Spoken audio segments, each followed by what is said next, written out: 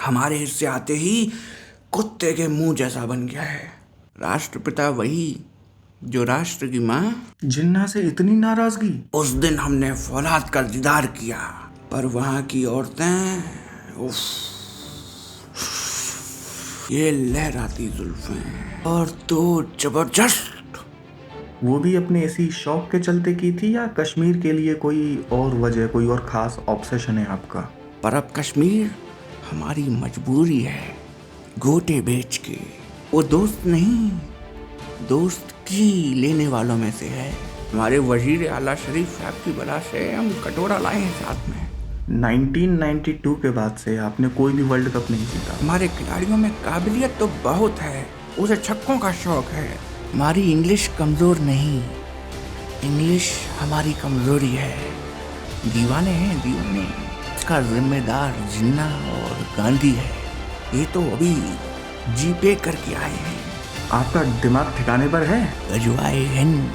अगर जन्नत में 72 हूरें और शराब के बंकर हैं तो धरती पर मजा आ गया।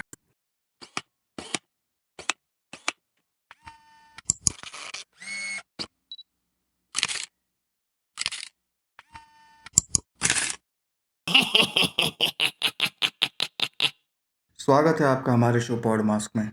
मियाँ शुक्रिया इस मेहमान नवाजी का। चलिए आज की बातचीत शुरू करते हैं, और मुझे लगता है कि शुरू करने के लिए आपके नाम से बेहतर क्या होगा। आपका नाम है छपाकिस्तान। आपके नाम में तो स्तन है, लेकिन आपकी बॉडी में नहीं दिख रहे। ये बात आप फर्ज कर लें मियाँ, हम जिंदा कौम हैं। खुदा ने हमें बड़ी गहराई से तराशा है। ये सब छोटी मोटी चीज़ें हैं, इन्हें जाने दीजिए। अच्छा ये छोड़िए, वैसे सोचने वाली बात है, आप 14 अगस्त 1947 को पैदा हुए थे, तो फिर आप इंडिपेंडेंस डे क्यों मनाते हैं? आप बर्थडे क्यों नहीं मनाते? ये बात आप फर्ज कर लें मियाँ, हम जिंदा कौम हैं, अक्लमंद नहीं। कौन अक्लमंद मजहब के नाम पर एक नया मुल्क खोलता है? और फर्ज करें कोई खोल भी देता है, तो आप बताएं कौन अक्लमंद अपनी पैदाइश के फौरन बाद अपने वालिद, अपने बाप से अलग होता है? तो फिर आज आप इंडिया को कैसे देखते हैं? दूर से मियाँ, जैसे कुत्ता नोश फरमा रहे आदमी को देखता है। और कर भी क्या सकते हैं, आज हालात ही कुछ ऐसे हैं हमारे।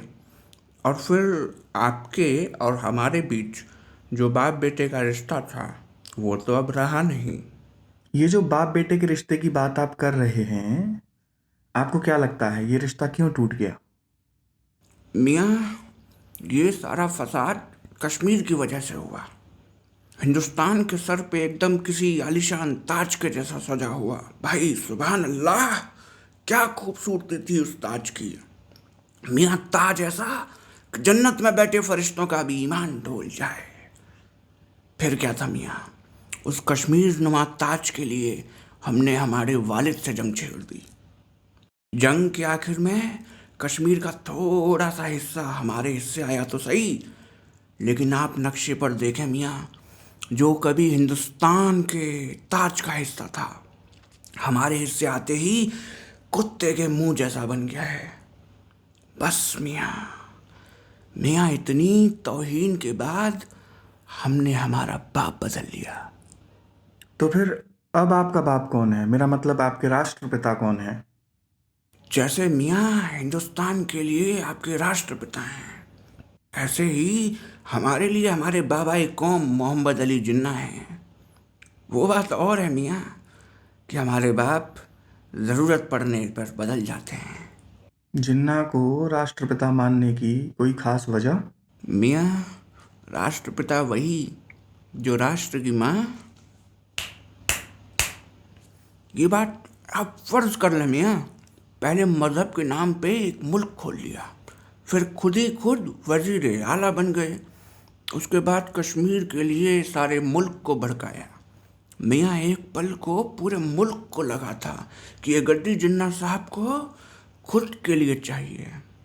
पर 1947 के दौरान कश्मीर की जंग के वक्त हमें पता लगा कि ये गद्दी तो मुल्क के लिए थी।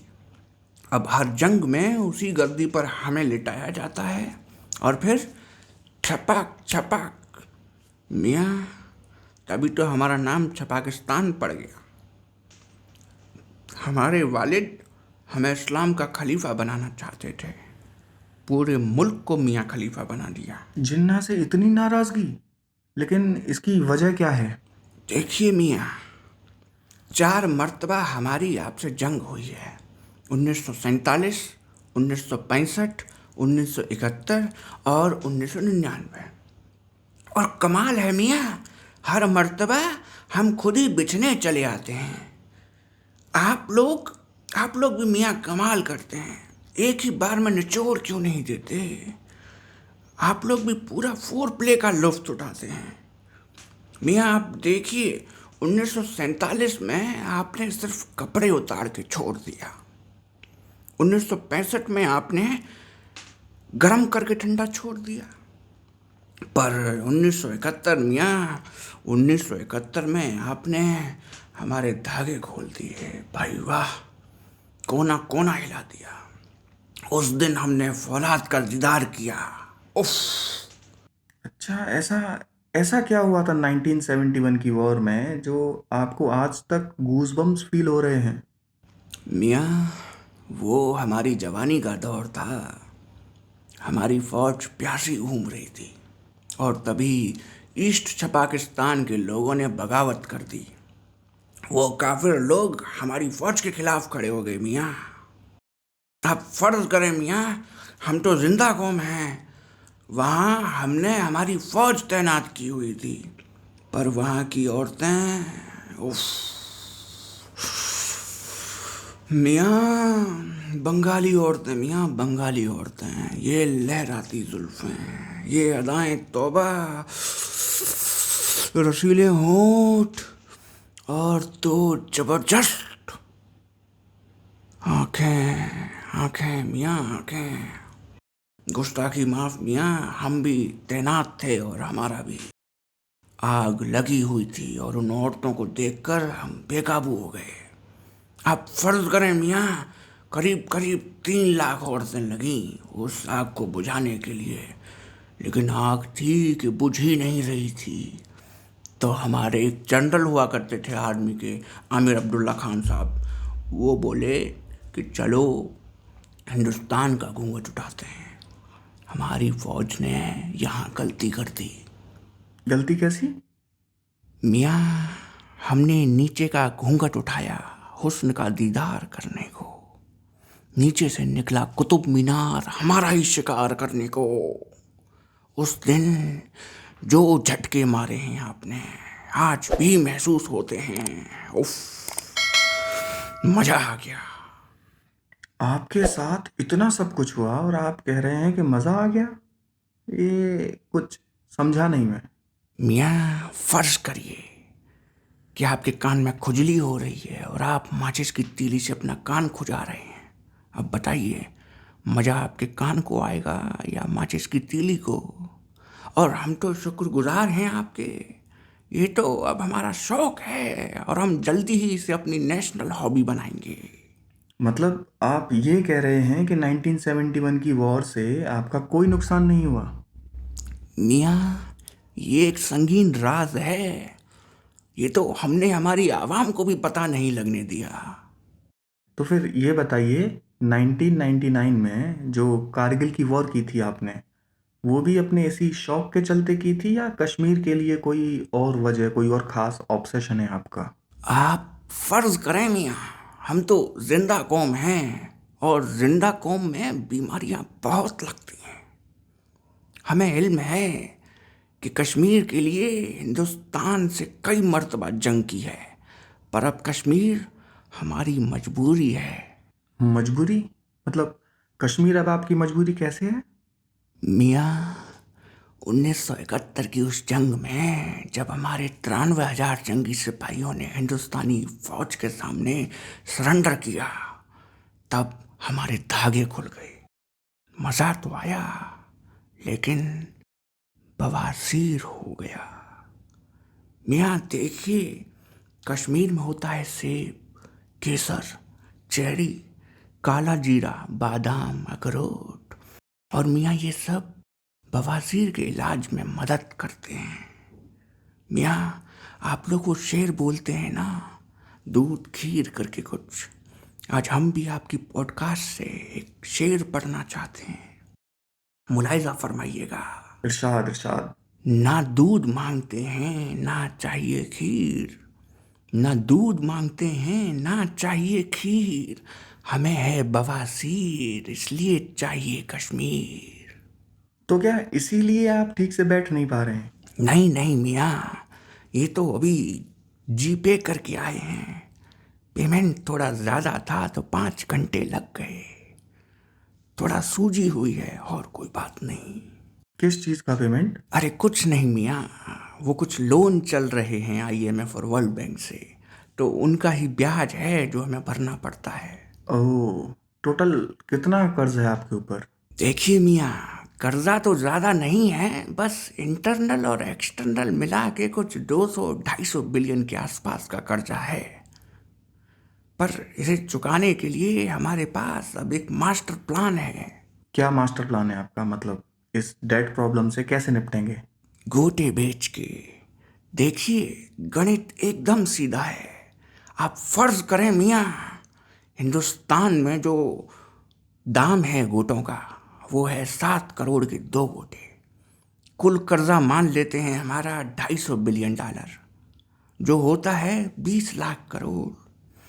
मियाँ 20 लाख करोड़ को हम 7 करोड़ से अगर तकसीम करेंगे तो पाएंगे कि ये तादाद कुछ 3 लाख के आसपास है। हमारे पास 5,60,000 की फौज है, उसमें से महज 3 लाख लोग की दरकार है। यहाँ फर्ज करें मियाँ, हकीकत देखें, मर्द तो वैसे भी नहीं हैं। हम तो जिंदा कौम हैं, अगर गोटे बिक भी जाएंगे तो जिंदा ही रहेंगे। वैसे ठीक ही है। 1971 में 3 लाख औरतों के साथ जो आपने किया है उसके बदले 3 लाख लोगों के गोटे, ये गणित भी एकदम सीधा है। वैसे आपने अपने दोस्तों से मदद नहीं मांगी? मियाँ हमारा कोई दोस्त नहीं। मेरा मतलब चाइना से था। चाइना ने इतना इन्वेस्टमेंट किया है, आपका चाइना के साथ समझौता है। चाइना उसी सी पैक, जिसे आप चाइना पाकिस्तान इकोनॉमिक कॉरिडोर बोलते हैं, उसमें चाइना अब तक लगभग $62 बिलियन का इन्वेस्टमेंट कर चुका है। अगर आपका दोस्त नहीं है तो फिर चाइना से क्या रिश्ता है आपका? हमारा उससे वही रिश्ता है मियाँ जो कोटे की एक तवायफ का किसी नवाब से होता है। जैसे एक नवाब पैसे फेंकता है और तवायफ उसके इशारों पर नाचती है।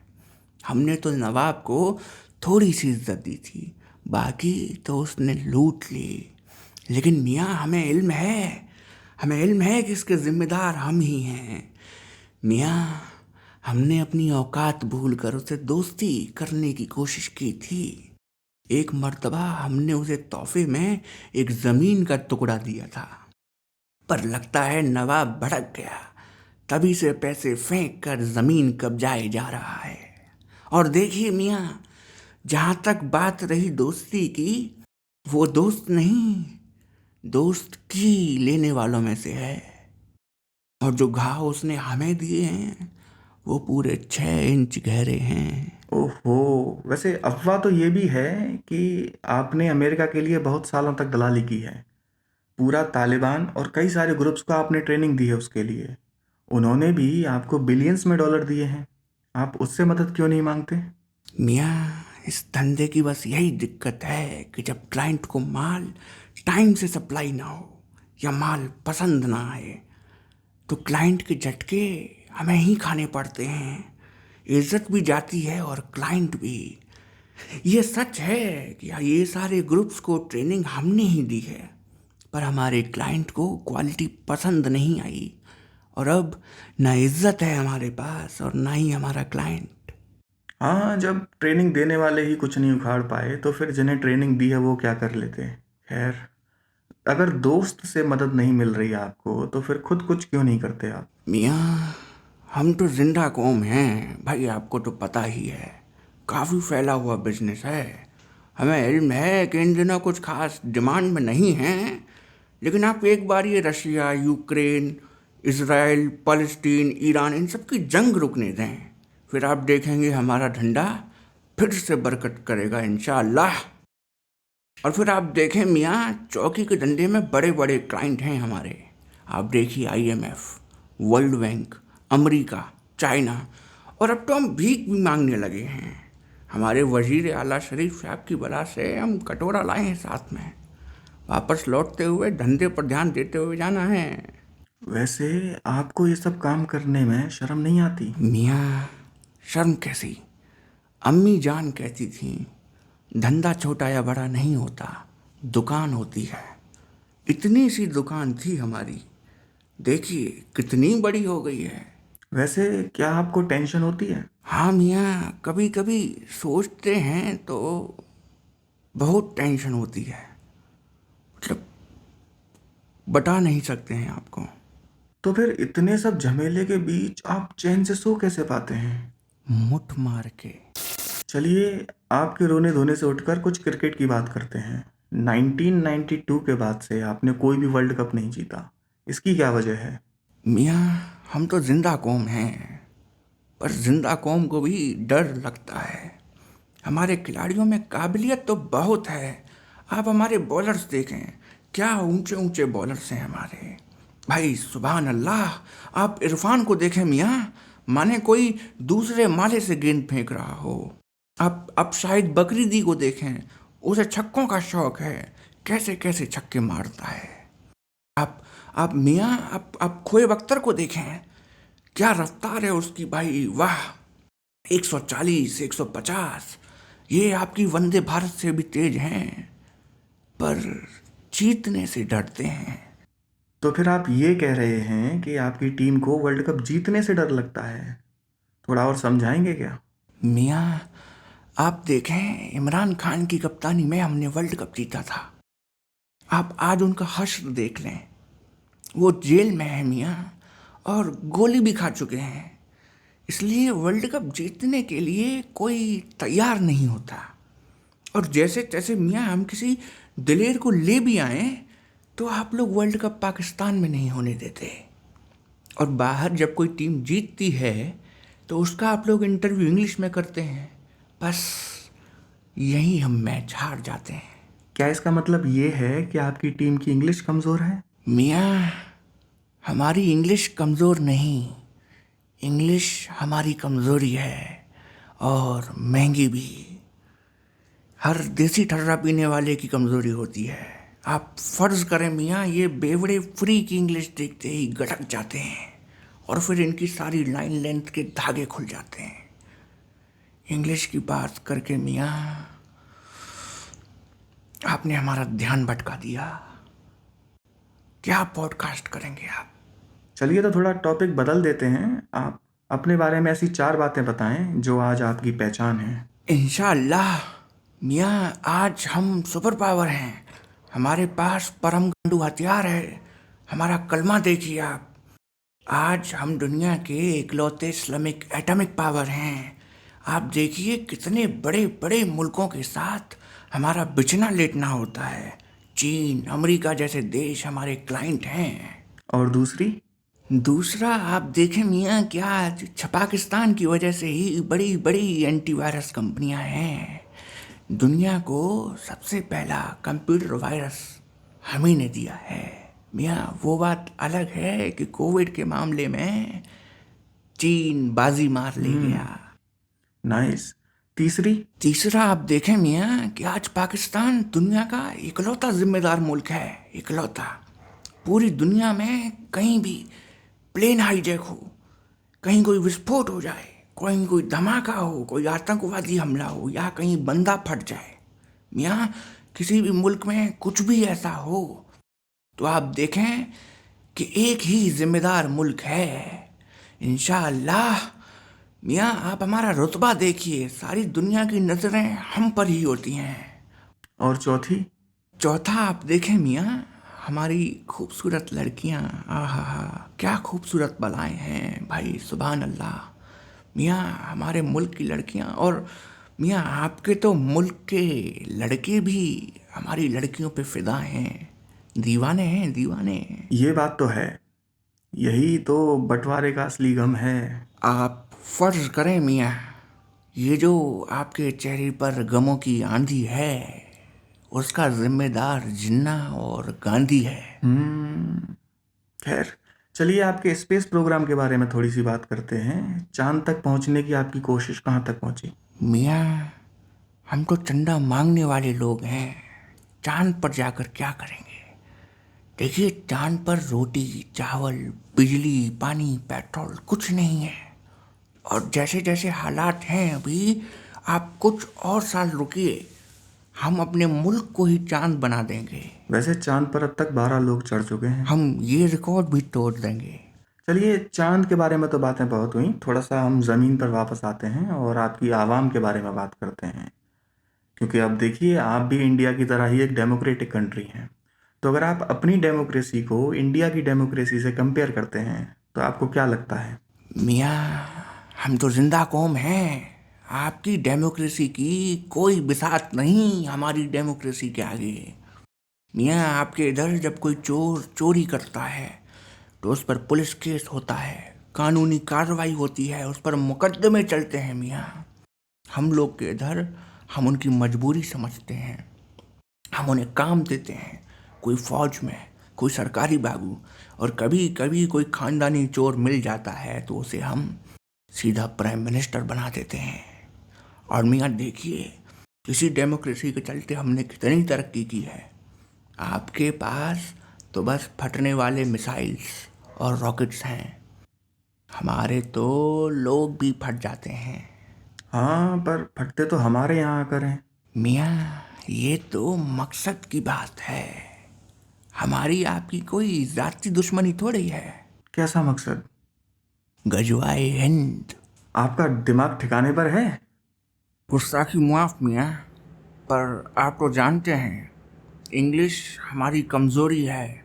मुआफ़ करें मियाँ, आपके स्टूडियो के बाहर इंग्लिश का ठेका है, ज़्यादा नहीं, बस 6 पैक का कमाल है। और फिर इंग्लिश की यही बात तो हमें अच्छी लगती है, रुक कर हिट करती है, पर जब करती है ज़बरदस्त करती है। वाह, सुभान अल्लाह, मज़ा आ गया। लेकिन मियाँ, हम मकसद नहीं भूले। ओहो हो, तब तो भूख भी लगी होगी। लगी तो है। चलिए, आपके लिए खीर बनवाई है हमने। आप ये लीजिए, आप खीर खाइए, खास आपके लिए बनवाई है। लाइए, खिलाइए। मियाँ, गुस्ताखी मुआफ, पर हमारा असली मकसद तो जन्नत में जाना है। मियाँ, गजवाए हिंद तो बस एक जरिया है। सुना है जो उसमें शरीक होगा उसे जन्नत नसीब होगी। जन्नत में 72 हूरें और शराब के बंकर मिलेंगे। मियाँ, मियाँ, जितनी बार तुम लोग गजवाए हिंद करने आए हो, हर बार मुंह में लौड़ाए हिंद लेके गए हो। तुम्हें लगता है जो हजारों साल से तुम्हारी तलवारें नहीं कर पाई वो अब तुम्हारी सलवारें करेंगी? और हाँ, एक राज की बात हमसे भी सुनते जाओ जाते जाते। अगर जन्नत में 72 हूरें और शराब के बंकर हैं तो धरती पर विजय माल्या ही अल्लाह है। हाँ भाई, वीडियो पूरी देख के मेरे हाथ गंदे करा के मज़े लूट के अकेले अकेले अब चल दिए। दोस्तों के साथ फॉरवर्ड कौन करेगा? वीडियो लाइक करो, चैनल को सब्सक्राइब करो, और हाँ, अब दोस्तों के साथ शेयर कर सकते हो। वरना याद रखना, खीर अभी भी बची हुई है। तो फिर चलिए सज्जनों और सजनियों, जय हिंद।